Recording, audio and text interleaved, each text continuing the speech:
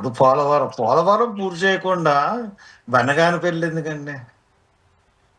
రాజధాని పూర్తి చేయకుండా ఇంకో 40,000 ఎకరాలు ఎందుకండి? అతను చేసి మాటలకు కానీ అతను చేసి పనులకు కానీ ఏమైనా ఉందా? డబ్బులు లేవా?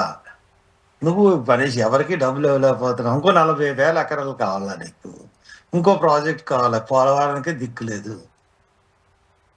ఏంటి నువ్వు చేస్తున్న పనులు?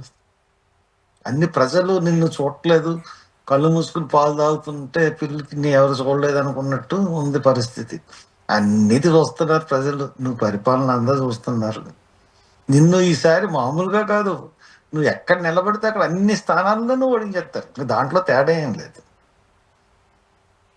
ఇప్పుడు ఆ కూటమి సర్కార్లో భాగంగానే బీజేపీ కూడా ఉంది.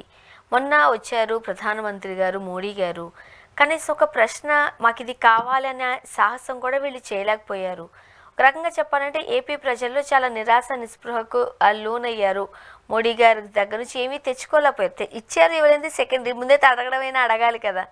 ఆ ధైర్య సాహసాలు ఎందుకు చేయట్లేదు? అంటే ఈయన అంతే, అది జగన్ అంతే.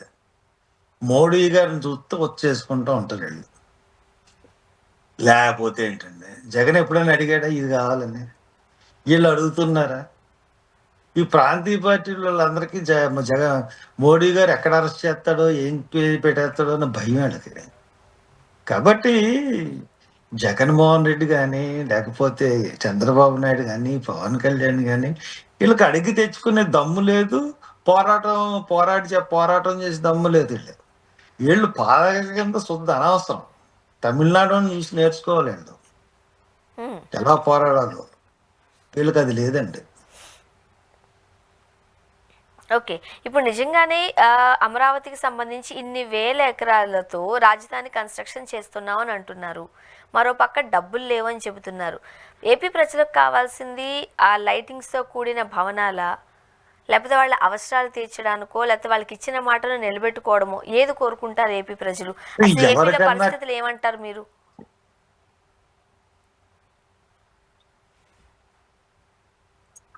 ఎవరికన్నా ఏం కావాలండి?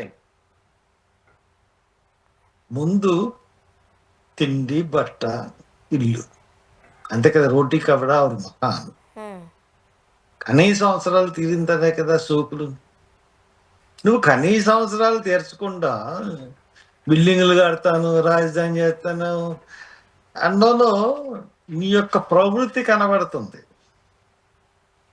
రాష్ట్రంలోని ప్రజల ఆకలి తీర్చాలన్న ఉద్దేశం నీకు లేదు. నీకెంత డాబులు, సోకులు, ఆ కమిషన్లు, ఆ బిల్డింగ్ల వచ్చి మీద కమిషన్లు, ప్రాజెక్టుల మీద వచ్చే కమిషన్లు, ఇవి కావాలి. లేకపోతే ప్రజల సంక్షేమం అవసరం లేదు నీకు. అదే కదా మనకు కనబడుతుంది క్లియర్గా. ఓకేనా? ఉన్నామంటారా? ఓకే, ఒకటి చెప్పండి. ఇప్పుడు లిక్కర్ కేసులో అరెస్టులు జరుగుతున్నాయి, 1 by 1 అరెస్టులు చేస్తున్నారు. విజయసాయి రెడ్డి గారు వీళ్ళు ఉన్నారు, వాళ్ళు ఉన్నారని పేర్లు చెప్పడము, వాళ్ళకి విచారణకు హాజరు కావడము, 2 వర్షన్స్ నడుస్తున్నాయి. ఏం చెప్తారు మీరు? ఒకటండి, ఈ రాష్ట్ర పౌరుడిగా లిక్కర్ స్కామ్ జరిగిందని అనుకుంటున్నాను. ఎందుకంటే అసలు లిక్కర్లో ఎప్పుడన్నా ఫోన్ పేలు తీసుకున్నారా? లేకపోతే అంత డబ్బులే కదండి.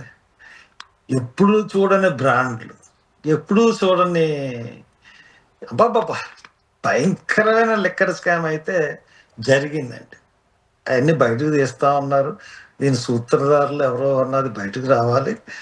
ఒకటి, ఎవరైనా సరే ఈ లిక్కర్ దాంట్లో మటుకు ఆంధ్రప్రదేశ్ ప్రజలు ఖచ్చితంగా లిక్కర్లో స్కామ్ జరిగింది అన్నది నమ్ముతారు. ఇప్పుడు లిక్కర్ ఉన్న పరిస్థితి, ఇప్పుడు జరుగుతున్న పరిస్థితి చూసుకుంటే అన్ని బ్రాండ్లు దొరుకుతున్నాయి, అన్ని చక్కగా అవుతున్నాయి. ఇంతకుముందు ఆ పరిస్థితి లేదు. గవర్నమెంట్ ఏ బ్రాండ్ పెడితే ఎటువంటి చెత్త బ్రాండ్, వినని బ్రాండ్లు ఇవన్నీ పెట్టి ప్రజలను దోస్తారు కదండి లాస్ట్ గవర్నమెంట్.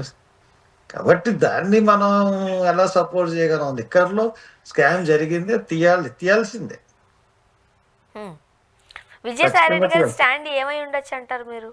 విజయసాయి రెడ్డికి పెద్ద స్టాండ్ ఏముందండి? విజయసాయి రెడ్డి పెద్ద నాయకుడా? జగన్మోహన్ దగ్గర ఉండే ఒక పిఏ లాంటోడు. అతనేముంది, అతని దగ్గర నుంచి ఇక్కడికి వచ్చాడు కాబట్టి అతని రహస్యాలన్నీ వీళ్ళకి చెప్తాడు అంతే. ఆయన పెద్ద ఏమో నాయకుడేం కాదు కదా, ప్రజానాయకుడేం కాదు కదా. లీడర్లను పట్టుకుని పోస్టులు వేయించుకునే నాయకుడు. లీడర్లను పట్టుకుని చేయించుకుంటాడు అంతే తప్ప ఏమన్నా ప్రజల్లో గుర్తింపు పొందిన నాయకుడా, ప్రజల్లో తిరిగిన నాయకుడా? ఆయన అదే గురించి అంతా వేస్ట్, అనవసరం.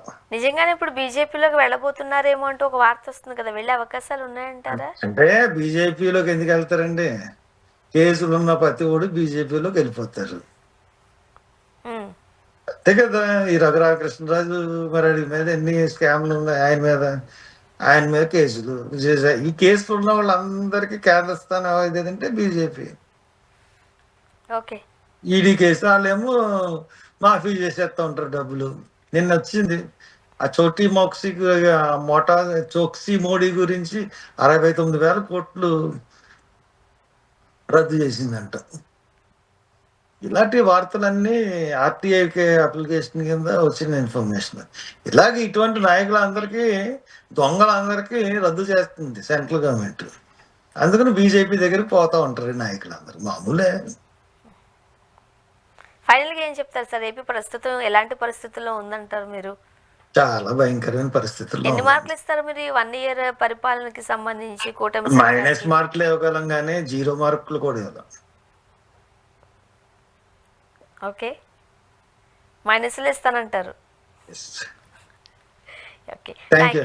థ్యాంక్ యూ సో మచ్ అండి, మీ అభిప్రాయాలు పంచుకున్నారు. Thank you very much.